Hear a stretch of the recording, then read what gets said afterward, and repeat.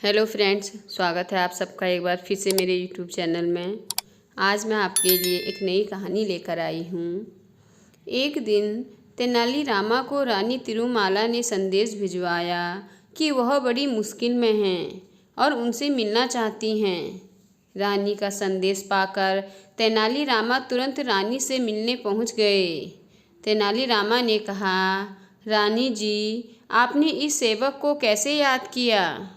इस पर रानी तिरुमाला ने कहा, तेनालीरामा, हम एक बड़ी मुश्किल में फंस गए हैं। तेनालीरामा ने कहा, आप किसी भी तरह की चिंता बिल्कुल ना करें और मुझे बताएं कि आखिर बात क्या है।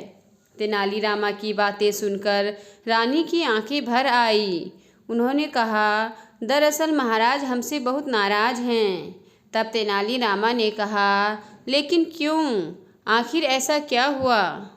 रानी ने बताया, एक दिन महाराज हमें एक नाटक पढ़कर सुना रहे थे और तभी अचानक हमें उबासी आ गई। बस इसी बात से नाराज़ होकर महाराज चले गए। रानी ने तेनालीरामा से कहा, तब से कई दिन बीत गए हैं लेकिन महाराज हमारे पास नहीं आए हैं। मैंने गलती ना होते हुए भी महाराज से माफ़ी भी मांग ली थी, लेकिन महाराज पर इसका कोई असर नहीं हुआ। तेनालीरामा ने रानी से कहा, आप बिल्कुल भी चिंता न करें महारानी, आपकी समस्या दूर करने की मैं पूरी कोशिश करूँगा। महारानी को समझा बुझाकर तेनालीरामा दरबार जा पहुँचे। महाराज कृष्णदेव राय राज्य में चावल की खेती को लेकर मंत्रियों के साथ चर्चा कर रहे थे। महाराज मंत्रियों से कह रहे थे, हमारे लिए राज्य में चावल की उपज बढ़ाना आवश्यक है। हमने बहुत प्रयास किए मगर हमारी कोशिशों से स्थिति में सुधार तो हुआ है, लेकिन समस्या पूरी तरह खत्म नहीं हुई है।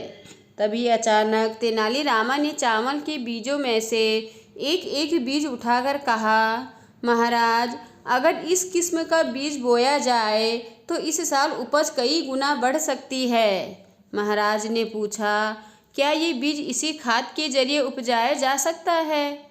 इस पर तेनालीरामा ने कहा, हाँ महाराज, इस बीज को बोने के लिए और कुछ करने की ज़रूरत नहीं है।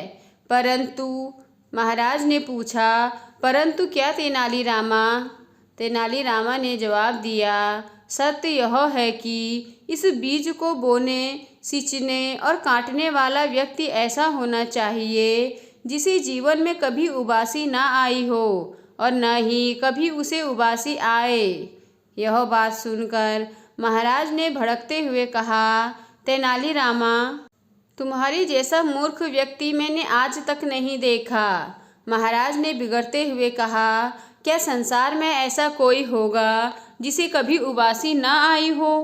तेनालीरामा ने कहा, ओह, मुझे माफ़ करें महाराज, मुझे नहीं पता था कि उबासी सबको आती है। मैं ही नहीं, महारानी जी भी यही समझती हैं कि उबासी आना बहुत बड़ा अपराध है। मैं अभी जाकर महारानी जी को भी यह बात बताता हूँ।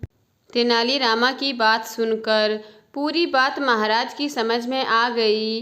वे समझ गए कि तेनालीरामा ने यह बात उन्हें सही रास्ता दिखाने के लिए कही थी। उन्होंने कहा, मैं खुद जाकर यह बात महारानी को बता दूंगा।